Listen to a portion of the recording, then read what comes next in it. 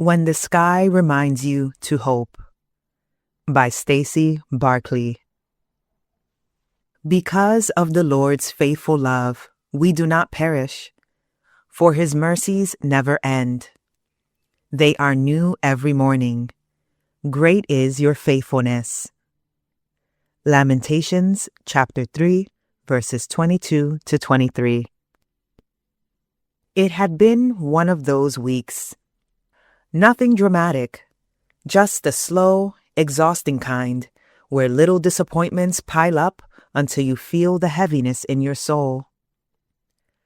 That Saturday morning, I walked outside with my cup of tea, hoping fresh air would clear my mind. As I sat on the back porch, I thought, even the sky felt heavy with its gray clouds. It looked like the kind of day that would stay dreary from start to finish. But as I sat there, sipping in silence, a thin streak of light broke through the clouds. It wasn't much at first, just a single beam of light. Slowly, it widened. The clouds began to separate, and a brilliant sunrise started to fill the sky. I just stared at it, almost laughing. It was as if the Creator himself had painted a reminder in the sky. The darkness never wins. Light always breaks through. God's creation has this way of preaching sermons without words. Psalm chapter 19, verse 1 tells us, "The heavens declare the glory of God. The skies proclaim the work of his hands." Every sunrise is an unspoken promise that night may last for a while, but morning always comes. The best part is that the encouragement we get from creation is about God's character. The God who makes the sun rise each day is the same God who keeps every one of his promises. Lamentations chapter 3, verses 22 to 23 says, "Because of the Lord's faithful love, we do not perish, for his mercies never end. They are new every morning. Great is your faithfulness." That morning, as I watched the sky shift from gray to gold, I realized the sunrise was more than a pretty view. It was a visual reminder of a promise I could cling to. God's mercy and faithfulness are new every day. The clouds might still be hanging around, but his light will always find a way through.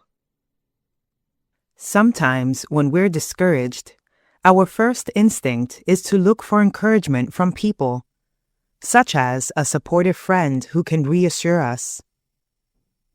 However, they aren't meant to be our first source of strength. We should turn directly to God. As the psalmist writes, "I lift my eyes to the mountains. Where will my help come from? My help comes from the Lord, the maker of heaven and earth." Psalm chapter 121, verses 1 to 2. One way he draws us near is through the beauty of creation and the truth of his word. Together, they invite us to slow down, seek him first, and let his voice speak life into us. The next time you see a sunrise, hear a bird's song, or feel a cool breeze on your face, remember that the creator of those gifts is also the keeper of promises. His creation is the stage, his promises are the script, and he invites you to take courage in both. When discouragement tries to weigh you down, go outside. Look at the sky. Feel the warmth of the sun or the coolness of the wind.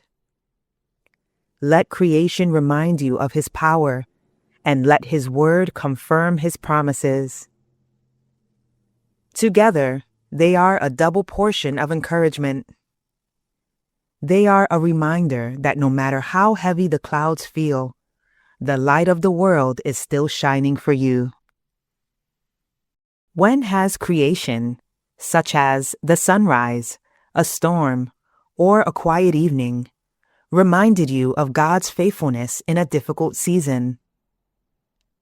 How can you intentionally use creation around you as a daily reminder to place your hope in God's promises? Which promise from God's Word encourages you most when life feels heavy?